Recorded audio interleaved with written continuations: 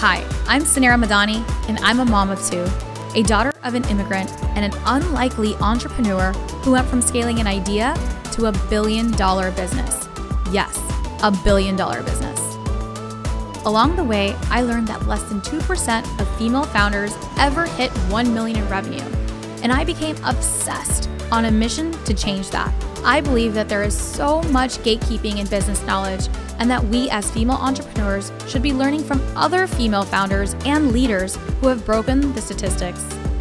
Since I never went to CEO school, I've had to learn it all the hard way, but you shouldn't have to, because we believe that you deserve to have it all.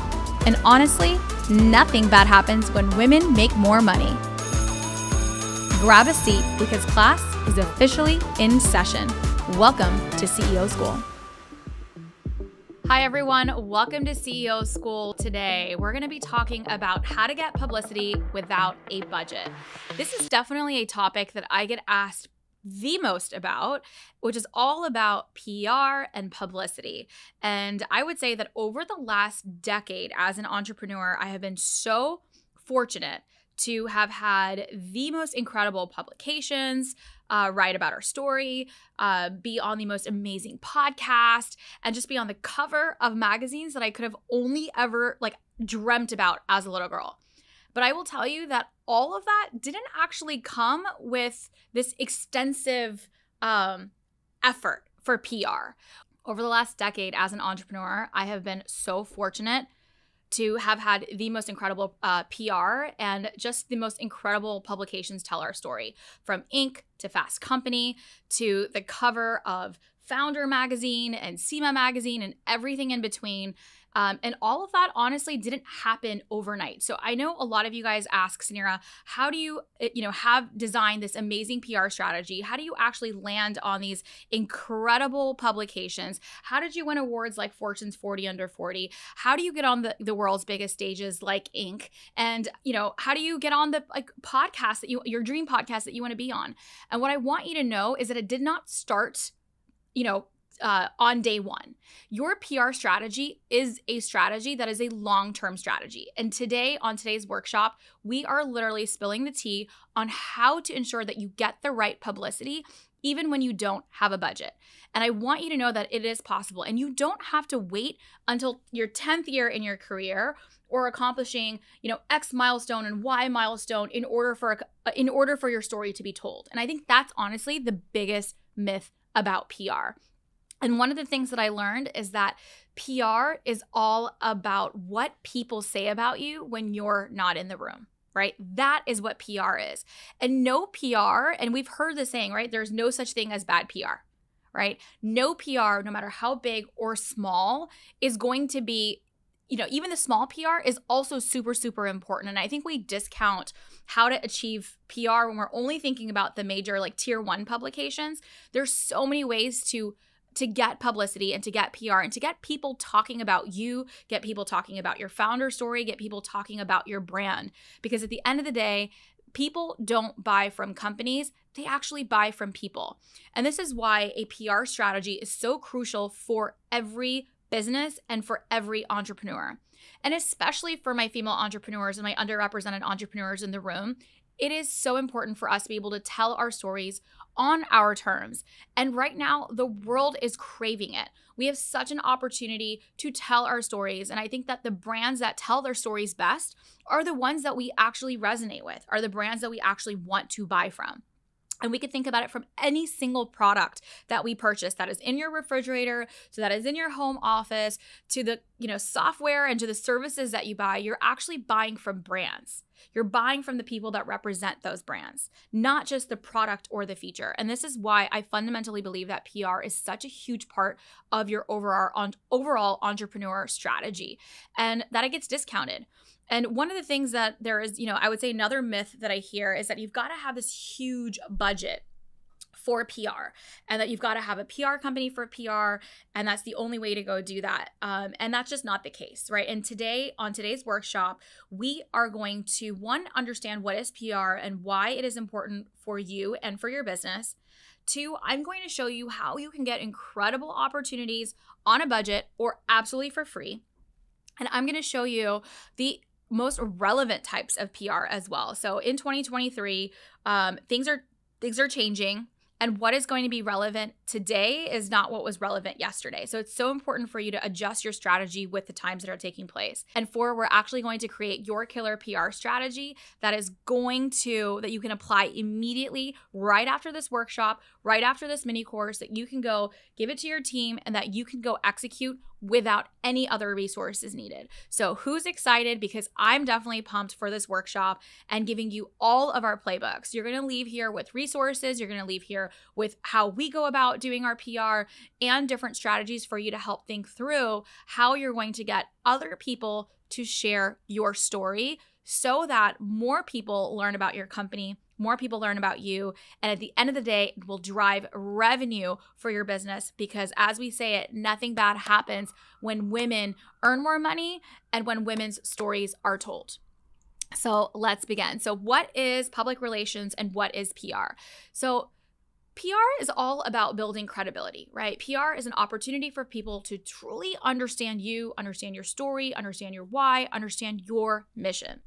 It's what people say about you when you leave the room, right? And say about you to those that don't even know you yet. And that's why I love PR, because we can't have one-on-one sales conversations with every single person, right? Or potential marketing conversations or lead conversations with every potential lead. We just can't.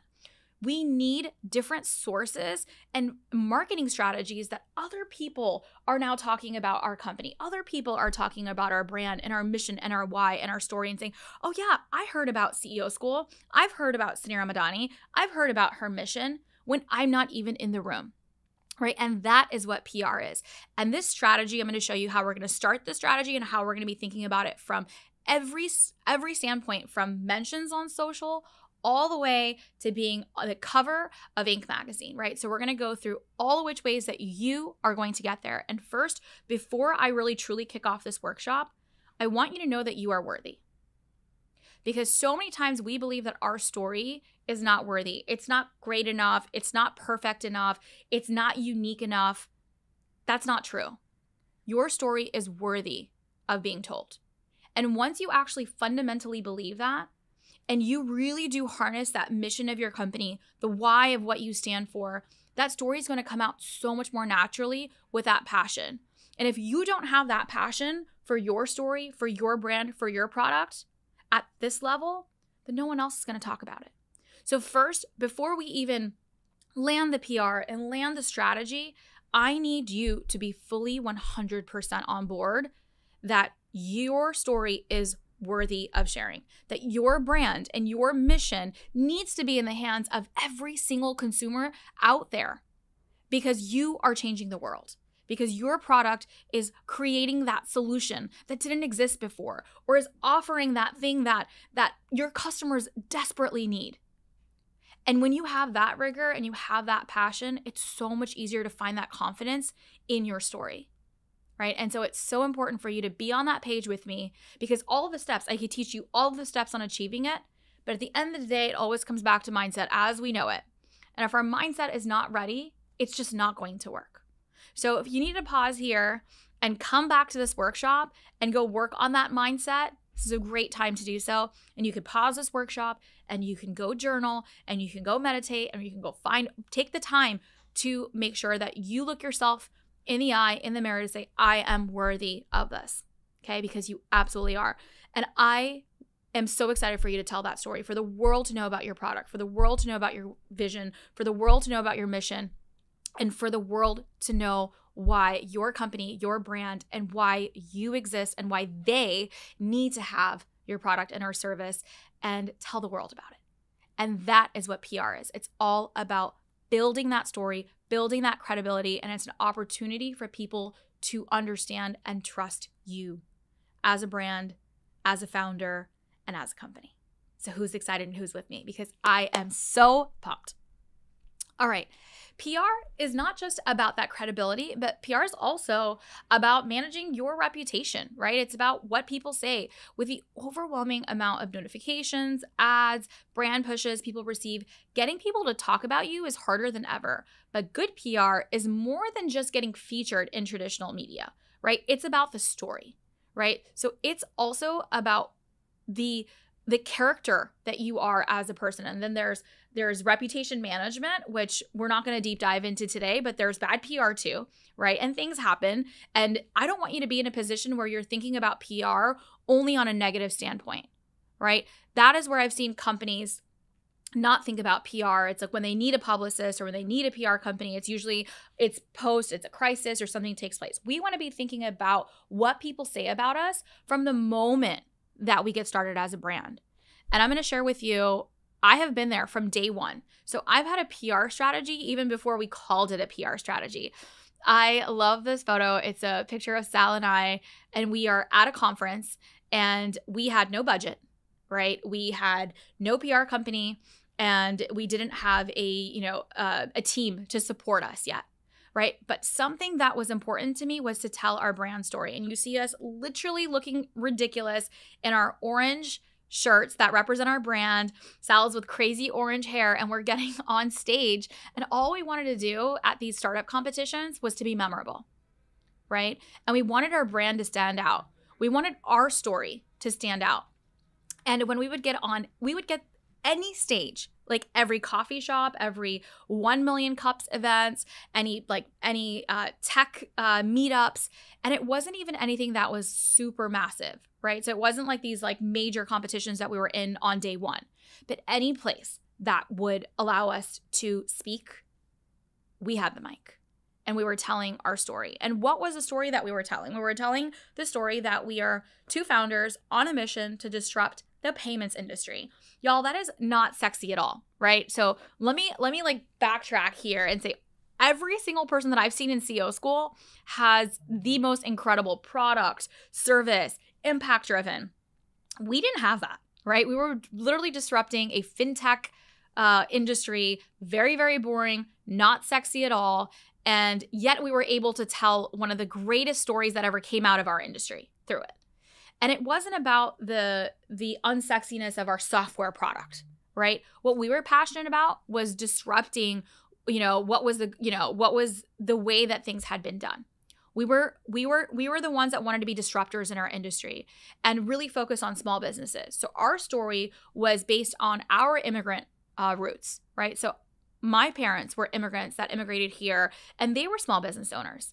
And I knew firsthand the struggles of helping my parents operate a small business, of how important credit card processing was to their business, the lack of technology that there was, and the enormous amount of fees that my parents had to pay. And when I came into the credit card processing industry and I was as a working professional, I actually saw that firsthand of the injustices that were there for small business and the crazy margins that the banks were taking and all the hands that were exchanged and the absurd amount of technology in every other industry besides payments. And nobody wanted to invest the money to support the data side of the business or the small business side of it. And that's where our aha moment was, right? And that's where our story came from, to say, if small businesses had that data, do you know how much further these small businesses could thrive?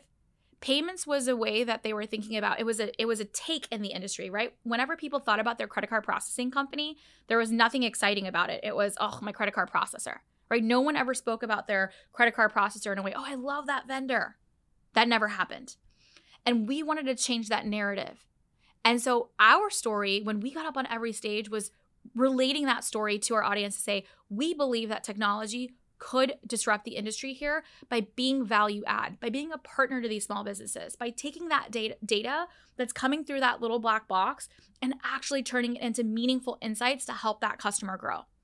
Yes, we're going to make money on the software side. We're going to make money on the subscription side. And we're the first subscription-based credit card processor that there was in the industry. And guess what happened? Quickly, by wearing these orange shirts and crazy hair, and we'd always, literally every single picture that I see from my 2013 to 2015 days at Fat Merchant was a company name. Our company name was obnoxious. It was called Fat Merchant. It stood for Fast Affordable Transaction Technology. And that was also a PR strategy, right? So we wanted to be memorable because why?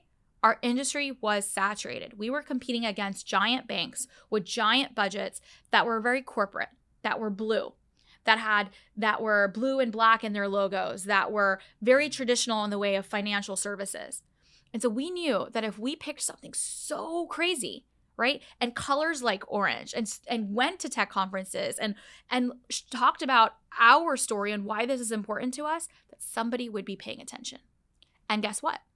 They were paying attention. And it wasn't on the first pitch and it wasn't on the second pitch, but every single time that we got up, we were able to tell our story better. And we listened to the audience and we got the feedback. And we're like, hey, next time we're going to add that in. And this is why it's so important for you to start sharing your founder story and have trial and error. We expect as women for us to like land the thing and then to perfect it and it to be perfect on the first time that we do it. That's not true. That's not how it's going to work. We have to trial and error. We have to pivot and we have to practice in order to perfect that story. And it's always evolving, right? That story continually evolved from what you see up here on Fat Merchant to where it is at Stacks today. That story was an evolution, but it needed to start somewhere, and it started with us getting up and telling that story. And I want to remind you that this was without any budget. This was without a PR company.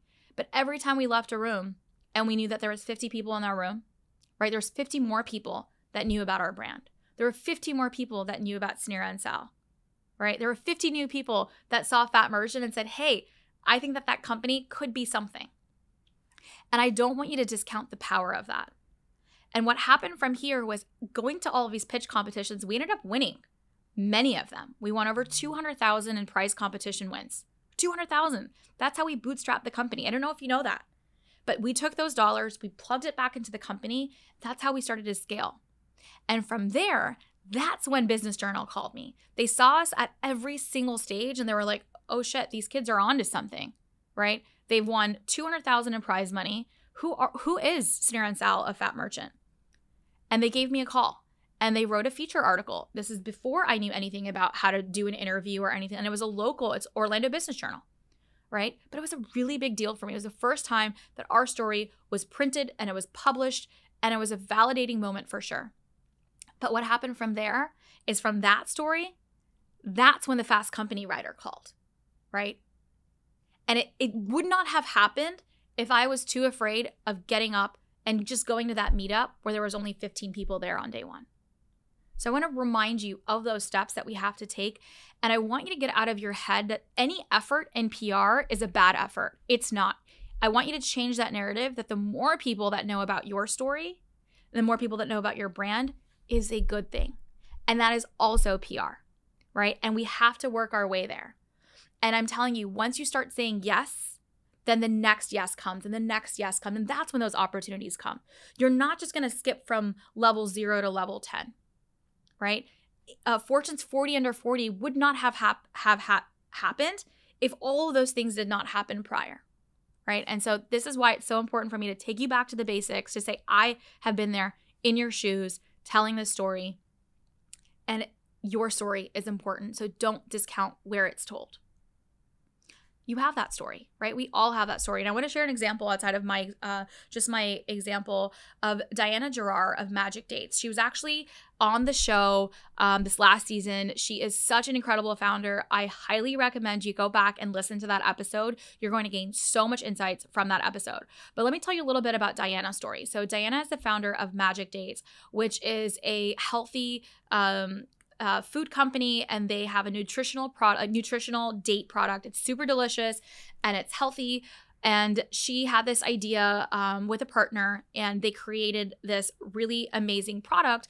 But the packaging for the product was like minimalistic and really modern and sleek. And it honestly had nothing to do with her heritage. She's actually from Syria. And as a Syrian, she's a proud Syrian, and she supports so many efforts in Syria. And as part of her culture, she was eating dates. Like, this is part of her culture. And she grew up eating this amazing, healthy, nutritious food that hadn't really made its way into, into like our mainstream diet as Americans yet. And she saw this opportunity to share how healthy dates were. And so she created this product and she formulated it, and it was so delicious. But her first thought process was not to share her heritage, right? Or her story, or why dates are important and why it's part of her culture. She created this simple minimalist packaging because she wanted to attract that California minimalist, healthy, yoga girl, right? And so she created the packaging for her, versus actually creating that packaging and that story for why she created this product in the first place. She actually went on to Shark Tank to go pitch this product, and guess what? She didn't get a deal with the judges, okay? And then she went back and reformulated, rethought through everything, and somebody had told her, given the advice of, hey, why aren't you actually sharing your why on this product? And when she told that story, it resonated so well with her customers. She ended up actually repackaging their product, and it's so beautiful, and it has like the lanterns and it has that Syrian culture. She went back and she actually went back onto Shark Tank, ended up getting a deal with Mr. Wonderful, which on that episode, it's so funny. I actually share why Mr. Wonderful is my favorite shark, but that's for another day. And she actually ended up getting a deal with the same exact product, just with a different story. I mean, mind blown, right? Same exact product. She went back, and this time they understood her why. They understood her company. They understood the importance of why she was the one to go disrupt this industry. And honestly, her sales rocketed because customers connected that product better than just the standard, the minimalist packaging that was around in every single Whole Foods store, right? It didn't stand out. And so I want to remind you of this. I wanted to share the story with you because I want to remind you that your story is unique, and I want you to find those elements of your story that truly make you unique. And if you can't see it, an exercise that I have for you is to go back inside of the community, and I want you to pick, a group of women in your next cohort, or people that you're meeting inside of the community that are not in your friends, because no one's going to tell, not in your friends, but I want you to go and tell the story to strangers inside of the community. And I want them to give you the feedback on your story. Okay, so take 15 minutes. I want you to share your story, and then I want each of you guys to give each other that feedback and to find those unique elements, because sometimes we don't see it. We're so in it sometimes that we don't see what is so special about our story, but other people can see it immediately. And I want you to be open to that feedback.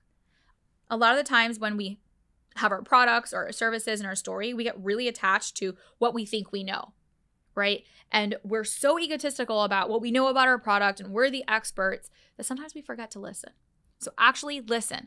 Listen to what other people resonate with about your brand, what other people are saying about your mission, what other people are saying about your packaging, your story, and what actually needs to come out in that story. And so that is an exercise I want you to go do. I want you to pause. I want you to go straight into the membership area, and I want you to go say hi to a few people, get into your cohorts and say, hey, I'm going to share my founder story and I need 10 minutes of your time for feedback. I'd be happy to give you guys feedback as well. And so I want you to go do that, and I'll catch you right after this. Thank you for tuning into today's show.